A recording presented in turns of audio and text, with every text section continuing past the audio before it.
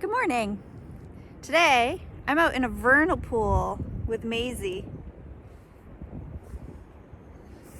Vernal pools are kind of like really big puddles that come in the spring, but then they dry up in the summer. But while they're here, they're really important for certain animals like frogs and salamanders and toads and insects. We've seen lots of cool things already here this morning. One thing that I'm really interested in is Caddisfly larva. They're these little insects that build protective coverings around themselves with little pieces of twigs and flowers and leaves, and they look really interesting.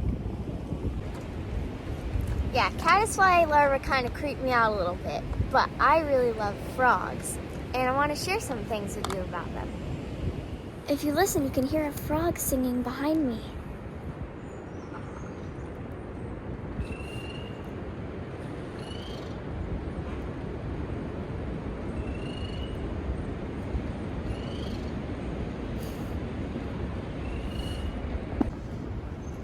So the first thing that you want to make sure of when you're handling a frog or even going in a vernal pool is that you don't have any sunscreen or lotion or bug spray or any of that kind of stuff on your skin, because that can hurt the animals that are in the vernal pool.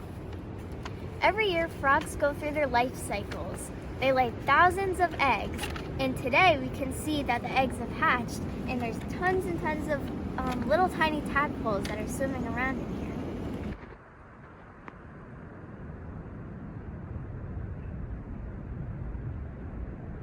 here. Your camera's upside down. Eventually, they'll grow legs and become grown-up frogs, and then they can even leave the vernal pool.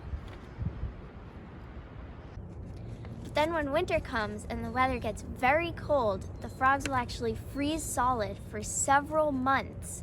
Can you imagine that? Being frozen solid for many months? Maybe you can imagine it. I kind of feel like the pandemic has been like the frozen stage of the frog cycle in a way. I had to stop going to school for a long time. I couldn't see my friends. I couldn't go places. Kind of like I was frozen solid, and it lasted a really long time. But then every year, spring comes, and all it takes is one warm day, and the frogs can thaw out in a matter of hours and jump back into their active frog lives, and then the cycle continues. This connects to our church theme of becoming, because in any cycle, there's always movement toward the next stage of becoming the next thing. Someday soon, I'll see you back at South Church, like all the frogs coming back to the vernal pool. Bye for now. Love you.